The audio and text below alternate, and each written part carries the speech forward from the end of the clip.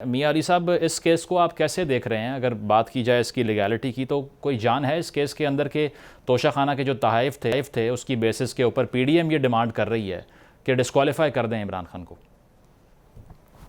मुजम्मिल भाई, आई don't feel like कि इस केस से कोई इतने स्ट्रॉन्ग मेरिट्स हैं जिसकी बेसिस पे किसी भी शख्स को, किसी भी पार्लियामेंटेरियन को डिस्क्वालीफाई किया जाए। और जो ऑब्वियसली इमरान खान साहब के वकील अली जफर साहब ने जो उनकी क्विट वे पावर को और उसकी लीगैलिटी को, जुरिस्डिक्शन को चैलेंज कर दिया कि आपके पास ये पावर ही नहीं है जिसको एक्सरसाइज करके आप डिस्क्वालीफाई कर सके। सबसे पहले कोर्ट ऑफ लॉ में मेरिट से पहले पहले ये मूट पॉइंट जो है वो भी सेटल होना बहुत जरूरी है।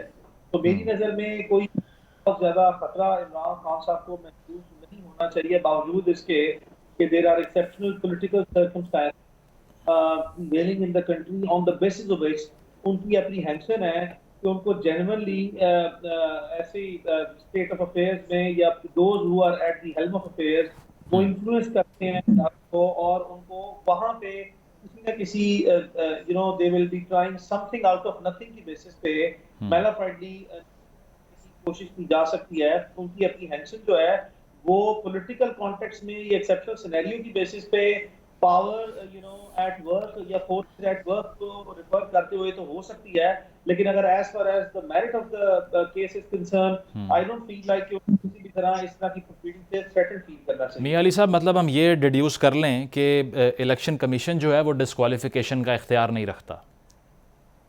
देखिए, ये एक ऐसी चीज है, अपेरेंटली इसमें बहुत से जो लीगल ज्यूरिस्ट हैं वो अपनी अपनी राय लेके आएंगे, लेकिन मैं अली जफर साहब की राय से यकीनन जो सा है वो इत्तेफाक करता हूँ कि इलेक्शन कमीशन के पास इस तरह के इख्तियारात जो है वो वाज़ेह तौर पर मौजूद ना है जिसको एक्सरसाइज करते वो किसी भी मेंबर पार्लियामेंट को डिस्क्वालीफाई कर देंगे ऑन सच बेसिस जो हमने यानी कि और बना के मियां अली साहब, प्रेजेंट जो किया तोशा खाना का मामला है वो बड़ा कंफ्यूजिंग है, आवाम को ये समझ नहीं आती, क्योंकि कहा यह जाता है कि जब हमने ये तहफ़ बेचे तो हमने उससे पहले लॉ को अमेंड किया और उसके बाद ये काम किया। तो लॉ इस पे क्या कह रहा है? ये क्लैरिटी आवाम तक कैसे पहुँच सकती है?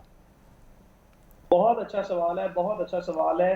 तोशा खाना एक ऐसा मौजू है जिस पे हमने देखा कि माजी में भी बहुत से स्कैंडल्स सामने आए हैं, बहुत सी इसकी मिस यूज ऑफ तोशा खाना गिफ्ट जो आपको मिलते हैं स्टेट की बेसिस पे, स्टेट रिप्रेजेंटेटिव की बेसिस पे।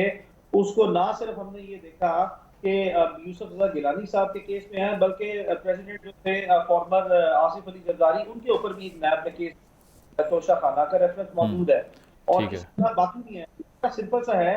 कोई भी state representative, either it is a prime minister और it is the cabinet members और it is president of Pakistan, जो भी किसी भी शक्ल और सूरत में कोई तहफ़ दिए जाते हैं तोशा खाना में जमा होते हैं। ठीक इसका है। रूल ठीक। बड़ा सही है।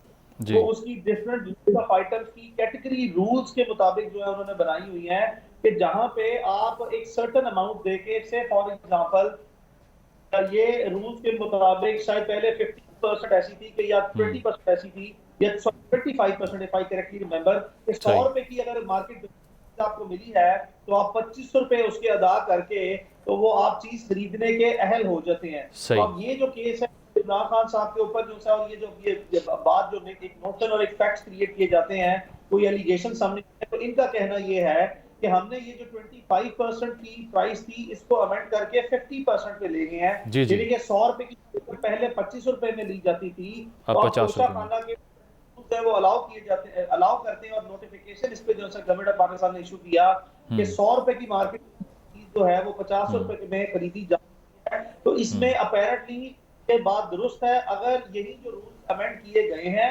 Which is a public document, और सही। अगर इनके अंदर रहते हुए ही जो है या इसको वॉयलेट नहीं किया और 100 रुपए की चीज 50 रुपए जो है हाफ प्राइस ठीक गई है। है, तो इसमें की कोई इलीगैलिटी